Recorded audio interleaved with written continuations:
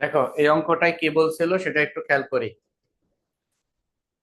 বলা হয়েছিল Tamim company purchase equipment January on 2024 সালের জানুয়ারি মাসের 1 তারিখে একটা মেশিন ক্রয় করছিল যার দাম ছিল 1,60,000 টাকা।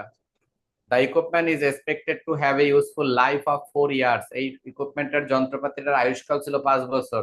উইথ রিসিউডাল ভ্যালু, অবশেষ মূল্য মানে ভগ্নাবশেষ মূল্য ছিল 5,000 টাকা। এটা আমাদের এই অঙ্কে বলা ছিল যে ভগ্নাবশেষ মূল্য 5,000, প্রশ্নে উল্লেখ করে দিছে এটা। পরবর্তীতে আবার বলা হয়েছিল the company engineer estimated that the equipment will have a useful life 8,000 hours. 8,000, কোম্পানির ইঞ্জিনিয়ারগণ দেখলো যে এই সম্পদটা 8,000 ঘন্টা চলতে পারবে। আমাদের টোটাল এই সম্পদটার 8,000 ঘন্টা চলতে পারবে, কারখানায় মেশিনটা চালাইলে 8,000 ঘন্টা চলবে।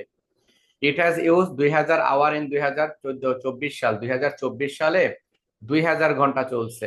The company year in 31 December every year. প্রত্যেক বছর ডিসেম্বর 31 তারিখে কোম্পানি তার হিসাব ব্যবস্থা শেষ করে দেয়, মানে হিসাব ব্যবস্থা ক্লোজ করে।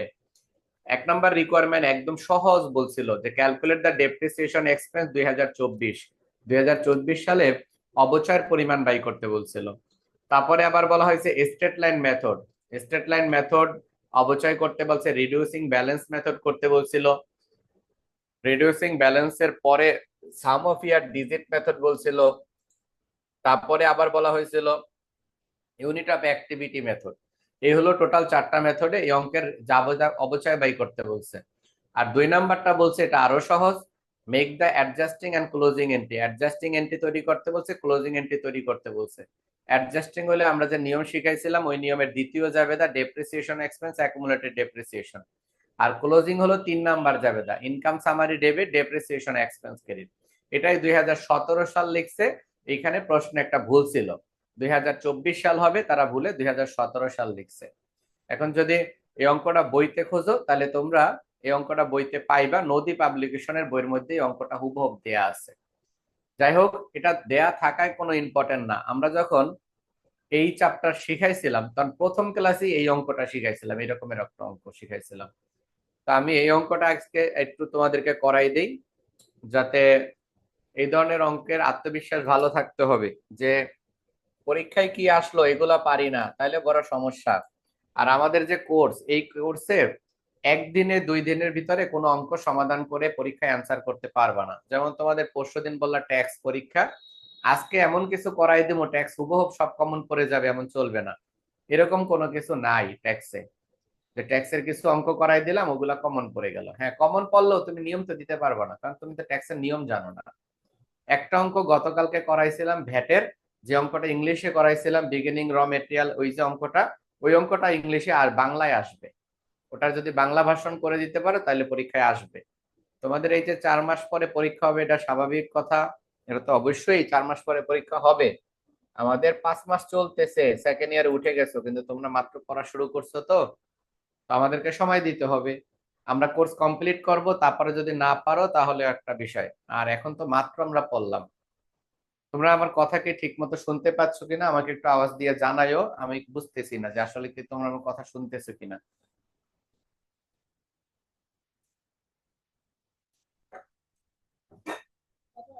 আসছে না, ভিতরে দেখতে পাচ্ছি মা, তারপর বয়স ঠিক আছে। এখন বলছি এখানে আসতে না, এখন কি এখানে করবো? আসা যাবে না, এই রুমে বসে থাকো। কিন্তু বৃষ্টি পাচ্ছে। তোমরা কি আমার কথা শুনতে পাও নাকি? একটু আমাকে আওয়াজ দিয়া ই করো। হ্যাঁ স্যার শুনতেছে। আচ্ছা, তাহলে দেখো আমরা যে অঙ্কটা করব এটা একটা প্রশ্ন থেকে হোয়াটসঅ্যাপ গ্রুপে প্রশ্নটা দেওয়া হয়েছে। প্রশ্নটা একটু খেয়াল করি, এই প্রশ্নের মতোই ফাইনাল পরীক্ষায় প্রশ্ন। অনার্সে যারা আছো তাদের এত সহজ আসবে না, তবে ডিগ্রিতে এরকম অঙ্ক পরীক্ষায় আসে, অনেক বেশি বেশি পরীক্ষা এরকম আসতে পারে ডিগ্রিতে। অনার্সের জন্য এরকম সহজ প্রশ্ন আশা করাটা বোকামি, এত সহজ না। দেখো তাহলে আমরা কোশ্চেনটা করি। স্যার এখন কি যে গ্রুপে যে কোশ্চেনটা আছে এটা করাচ্ছেন? হ্যাঁ হ্যাঁ, এটা করাচ্ছি, এই অঙ্কটা তোমরা করো, পরীক্ষায় আসতে পারে। এই ধরনের অঙ্ক পরীক্ষায় তোমাদের আসতে পারে। দেখো স্যার একদম এটা সহজ, পাঁচ প্রশ্নের যে মানগুলো দেওয়া আছে একবারে সহজ। এরকম অঙ্ক আসলে তো কোনো কথা নাই, পরীক্ষা 2 ঘন্টায় দিয়া বের হয়ে যেতে হবে। আমাদের বলছে ক্যালকুলেশন অফ ডেপ্রিসিয়েশন বাই করতে বলছে।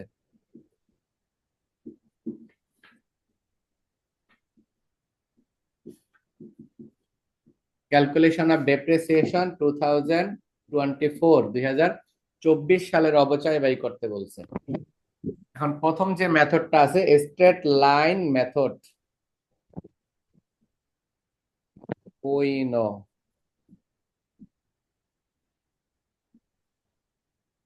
অ্যানুয়াল ডেপ্রিসিয়েশন,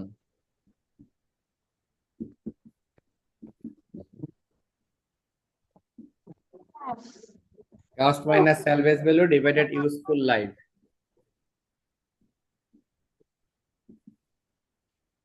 এই সম্পদটা ক্রয় করছিল 1,60,000 টাকা দ্বারা। এটার স্যালভেজ ভ্যালু ছিল কত? স্যালভেজ ভ্যালু ছিল 8,000, আর এটার আয়ুষ্কাল বলছিল 4 বছর। এই সম্পদটা ক্রয় করছে জানুয়ারির 1 তারিখে।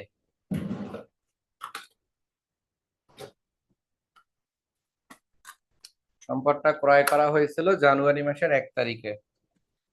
1,60,000 থেকে 8,000 টাকা ভগ্নাবশেষ মূল্য বাদ 4 দিয়া ভাগ করব, এই হলো 38,000। প্রথম মেথড শেষ।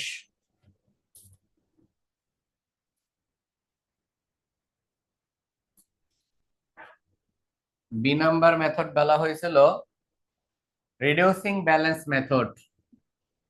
Reducing balance method,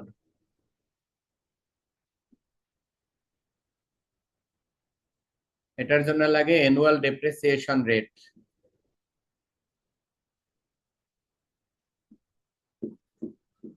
annual depreciation rate 1/n into 100 into 2, আয়ুষ্কাল 4 বছর ইন্টু 100 ইন্টু 2।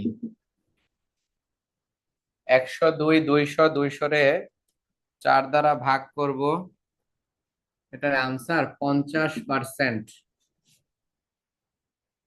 সুতরাং ডেপ্রিসিয়েশন 2024 1,60,000-এর 50%, 80,000 টাকা।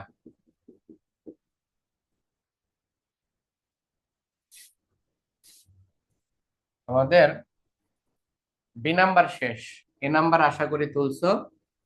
আমরা সি নাম্বার রিকোয়ারমেন্টে যাব, মানে রিকোয়ারমেন্ট এর সি নাম্বার করণীয় যেটা। সি নাম্বারে যেটা বলা হয়েছিল sum of year digit method, SYD method.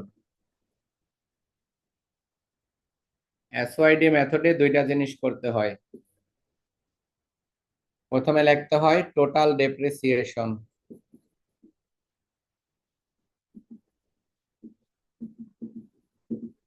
Total ডেপ্রিসিয়েশনের জন্য সূত্র হলো cost minus salvage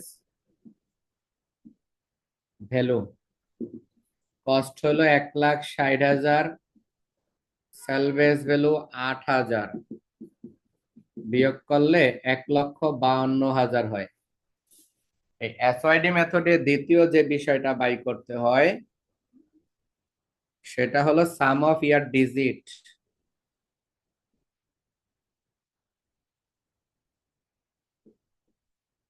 some of year ডিজিটের সূত্র হলো এই অঙ্কের আয়ুষ্কাল 4 বছর,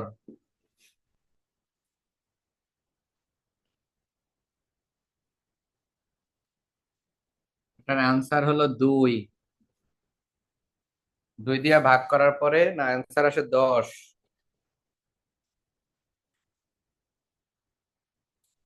সুতরাং ডেপ্রিসিয়েশন 2024 1,52,000। এই অঙ্কে শুধু একটা বছর বলছে দেখা আমাদের আর বেশি ক্যালকুলেট করতে হচ্ছে না। আর যদি ক্যারিং ভ্যালু বাই করতে বলতো তাহলে আমাদের শখ করে করতে হইতো 4 বছরের, তখন অঙ্কটা অনেক বড় হয়ে যেত।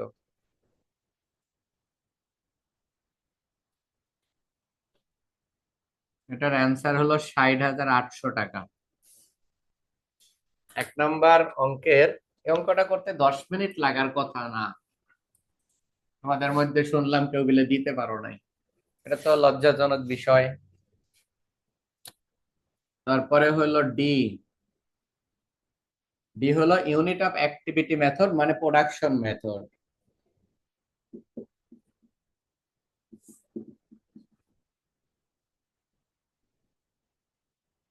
অঙ্কটা করানোর পরে নিজেরাই বিবেচনা করবা যে বোর্ডে কি এত সহজ প্রশ্ন আসবে কিনা।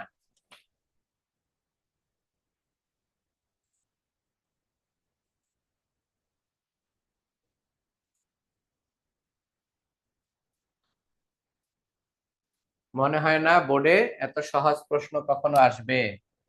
ইউনিট অফ অ্যাক্টিভিটি মেথড, এটার জন্য যেটা করতে হয় ডেপ্রিসিয়েশন পার ইউনিট। ওই নো, এই অঙ্কে তার ইউনিট হবে না, আওয়ার হবে।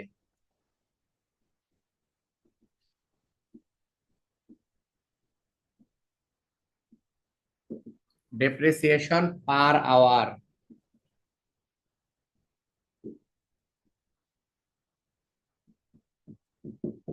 কস্ট মাইনাস স্যালভেজ ভ্যালু আর ডিভাইডেড হলো টোটাল ওয়ার্কিং আওয়ার বা প্রোডাকশন আওয়ার। আমি তোমাদের শিখাইছিলাম ওয়ার্কিং আওয়ার দিয়ে।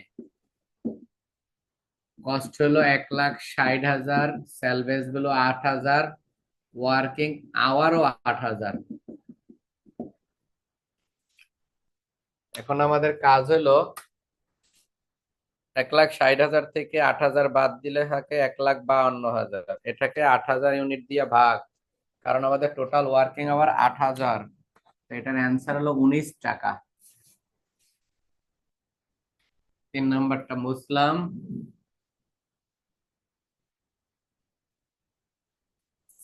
এখন হলো সুতরাং ডেপ্রিসিয়েশন 2024, 2024 সালে মেশিনটা চালাইছে 2,000 ঘন্টা, 2,000 ইন্টু 19, 2,000 ইন্টু 19 করলে হয় 38,000। রিকোয়ারমেন্ট 1 শেষ, আমাদের রিকোয়ারমেন্ট 1 শেষ। এখন আমাদের রিকোয়ারমেন্ট 2 এ বলছে শুধু অবচয়ের জাবেদা দিতে। রিকোয়ারমেন্ট 2 শুধু জাবেদা দিতে হবে, আর কিচ্ছু না।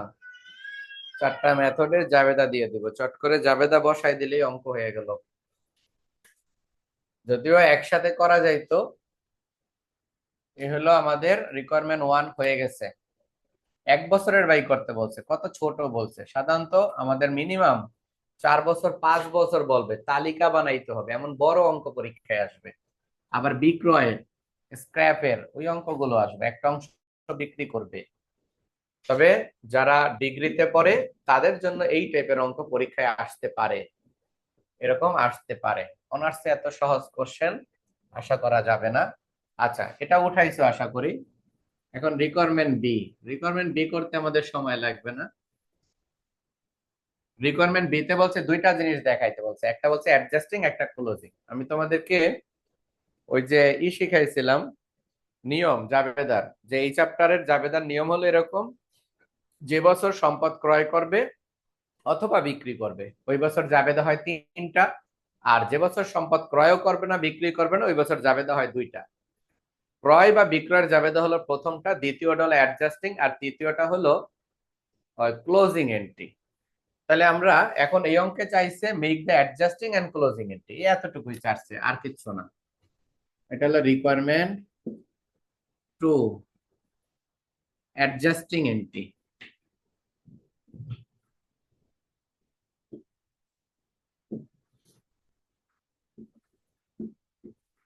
Adjusting entry,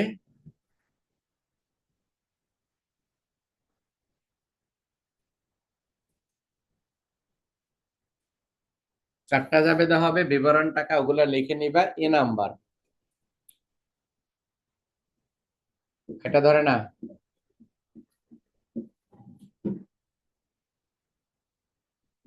depreciation expense, accumulated depreciation. তোমাদের মধ্যে একজনে আমাকে বলো এর অ্যান্সার কত আসছিল।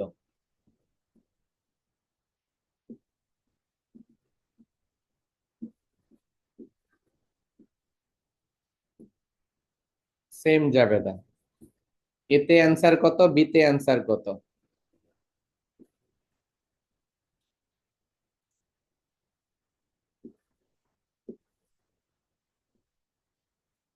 দেখো সেম ভাবে চারটা বলছে, চারটা লেখা দিতে বেশি।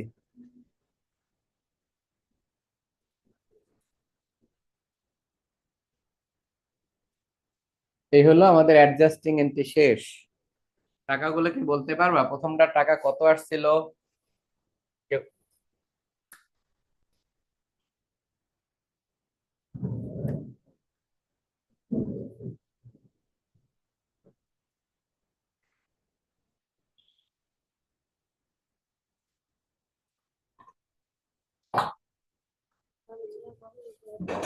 করার জায়গা না, যান পড়তে বসেন।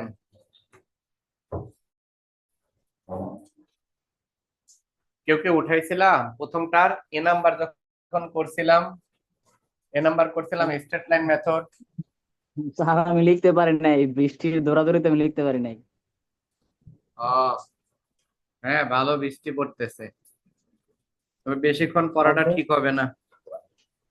আমার অর্ধেক বাসা আর পাখির বাসা সব ভিজে গেছে, বন্যা হয়ে গেছে গা। বেশি স্যার বৃষ্টি, প্রথমটা 38,000। হ্যাঁ কালকে ক্লাস আছে, বেশি বৃষ্টি হইলে ঝামেলা।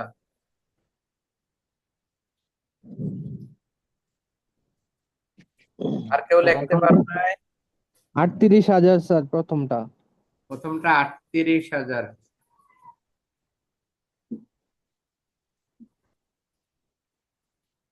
আর দ্বিতীয়টা বলছিল রিডিউসিং ব্যালেন্স মেথড। 80,000। এটার অ্যান্সার আসছিল 80,000।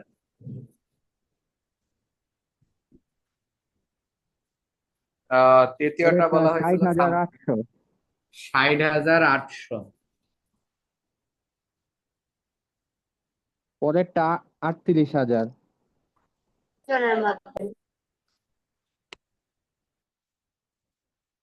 এই ছিল আমাদের অ্যাডজাস্টিং এন্ট্রি। আমাদের এইটুকু ছিল অ্যাডজাস্টিং এন্ট্রি। তারপরে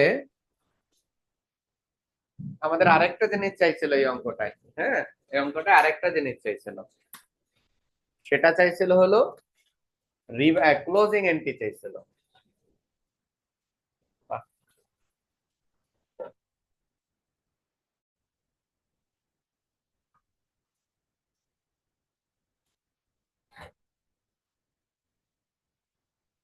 হ্যাঁ আরেকটা চাইছিল হলো ক্লোজিং এন্ট্রি। তো ক্লোজিং এন্ট্রি করতে হয় কি, এইটারই বিপরীত আরেকটা করতে হয়, সেটা হলো ক্লোজিং এন্ট্রি।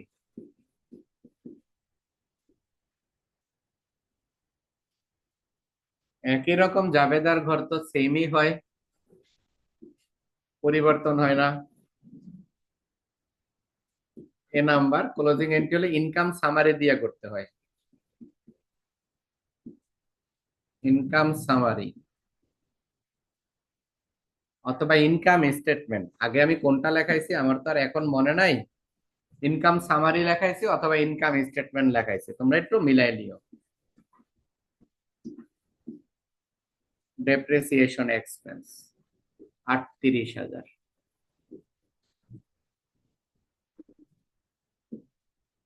এরপরেরটা আবার একই,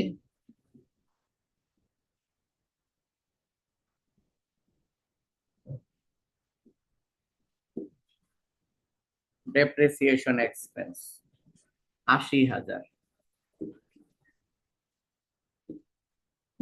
সি নাম্বার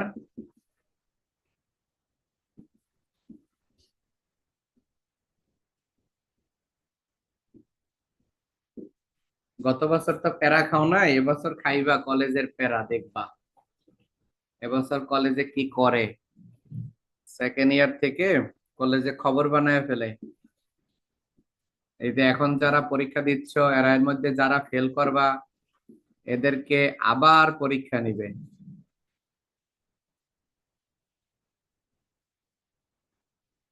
চারটা জাবেদা, শেষেরটা হলো 38,000।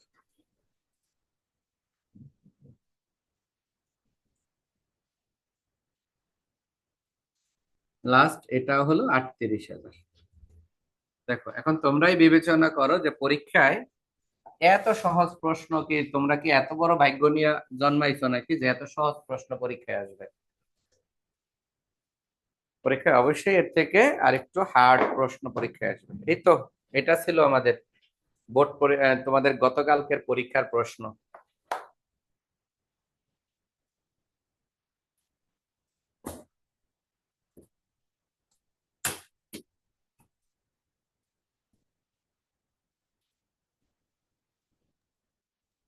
স্যার বৃষ্টিতে কি এখন আপনার কোচিং এ পানি ওঠে?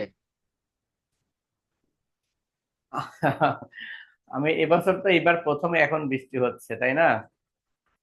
এখন কলেজ রোডে যদি পানি জমা যায় আমার কোচিং এ তো পানি কনফার্ম উঠবে। নিচতলা না, কনফার্ম উঠবে পানি। আল্লাহ ভরসা, দেখি কি হয়।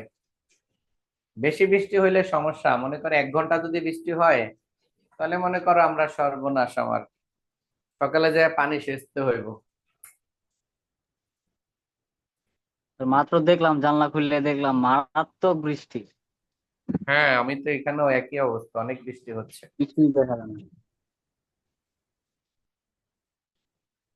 এই ছিল আমাদের প্রশ্নটা। আর 12 নম্বর যে প্রশ্নটা, এটা ফার্স্ট ইয়ারে আমি আমার কাছে যারা পড়ছো তাদেরকে আমি সবাইকে শিখাইছিলাম। এটা হলো কারেন্ট লাইবিলিটিস। এই চ্যাপ্টারটা আমাদের এবছরও আছে, প্রফেশন এন্ড কন্টেন্ট, একদম পোলাপেন অঙ্ক, 12 নম্বর অঙ্ক যেটা, এটা অনার্স ডিগ্রি সবারই ফার্স্ট ইয়ারে ছিল। এই পরীক্ষায় এমনই থাকে প্রশ্ন। তো যেটা করতে হয়, প্রিপারেশন ভালো রাখতে হয়, প্রশ্ন দেখেই ঝাঁপাই পড়তে হইব যে আমি তো সব পারি, এগুলা এগুলো আমি পারবো, এমন থাকতে হবে প্রিপারেশন। প্রিপারেশন খারাপ থাকলে অনেক সমস্যা। প্রিপারেশন খারাপ থাকলে বারবার রিটেক দিতে হয়, এটা ছাড়া কোনো উপায় নাই। আর একবার রেজাল্ট খারাপ করলে সর্বনাশ। ফার্স্ট ইয়ার ভাইবা, অনেকেই আমরা একটা ভুল করি যে ফার্স্ট ইয়ার যেমন সহজ, ওই সেকেন্ড ইয়ার আর কত কঠিন হবে, ওই রকমেরই হবে মোটামুটি, সবার একটা ধারণা থাকে। সেকেন্ড ইয়ার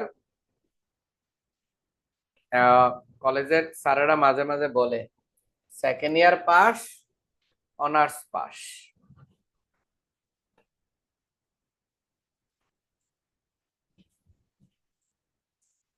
আমরা অনেক স্টুডেন্ট পাই যে সেকেন্ড ইয়ারে ফিফথ ফোর্থ ইয়ারে উঠে গেছে, সেকেন্ড ইয়ার সব সাবজেক্ট পাস করতে পারে নাই, এমন স্টুডেন্ট আমরা অহরহ পাই।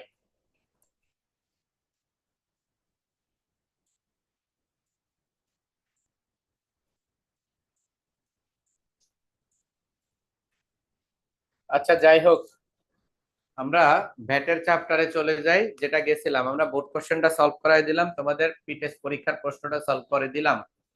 এই প্রশ্নটা তোমরা আরেকবার কইরো বাসায়, এবং নিজেকে জাজমেন্ট করবা যে আমি প্রশ্ন মোকাবেলা করতে পারি নাই, তার মানে আমার প্রিপারেশন খুবই খারাপ। আমার একটাই কি, যে তোমরা পুঙ্খানুপুঙ্খানু পড়াশোনা করতে হবে খুব ভালো করে। আমার কাছে এমন কোনো জাদু নাই, আমার কাছে কোনো পৃথিবীর এমন কোনো শিক্ষকের কাছে এমন জাদু নাই জাদু দিয়া কিছু শিখাই দিবে। আমি তোমাকে শুধু শিখানোর অঙ্ক করার পদ্ধতিটা শিখাবো, কিভাবে প্রিপারেশন নিতে হবে সে পথটা আমি দেখাই দিতে পারবো। আমার পক্ষে এটা ছাড়া আর কিছুই করা সম্ভব না। পরীক্ষার প্রশ্ন তোমাদেরকে মোকাবেলা করতে হবে। চলো, এখন আমরা আজকে ভ্যাট করতেছিলাম, ভ্যাটের দিকে যাই। ভ্যাট একটা সহজ চ্যাপ্টার, ভ্যাট যদি একটু ভালো করে পড়ো ইনশাআল্লাহ এটা থেকে কমন পাইবা পরীক্ষায়। সহজ অঙ্ক হইলেও অনেকে সহজে ভুল করে। চলো তাহলে আমরা ভ্যাটের গ্রুপে আমি তোমাদের এটা দিয়ে দিছি, সাজেশনটা, এই ইয়ে শিটটা দিয়ে দিয়েছি তোমাদের গ্রুপে, তো তোমরা এটা নিয়ে নিও। আমরা এখন ভ্যাটের একটা অঙ্ক করব, ইম্পর্টেন্ট দেখে একটা অঙ্ক করব।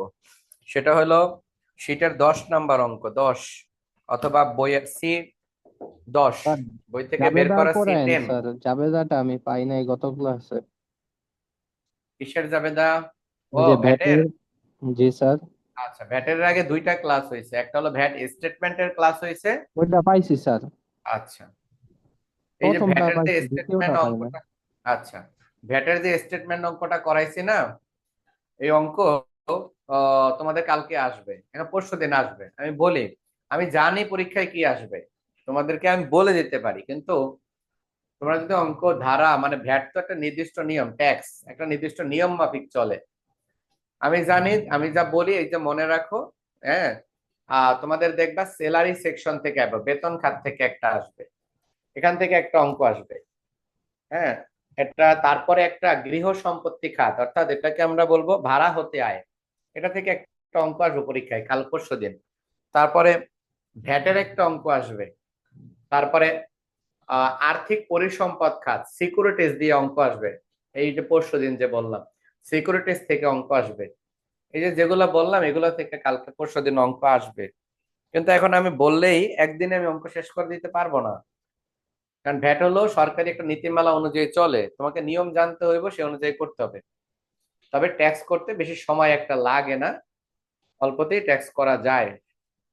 জাবেদার সিমিলার অঙ্ক আবার একবার করাবো ইনশাল্লাহ, সামনে করাবো। এখন আমরা বই থেকে বের করো তোমরা 10 নাম্বার অঙ্ক, যা যা শীট তো দিয়েছে প্রিন্ট করে নিও তোমরা।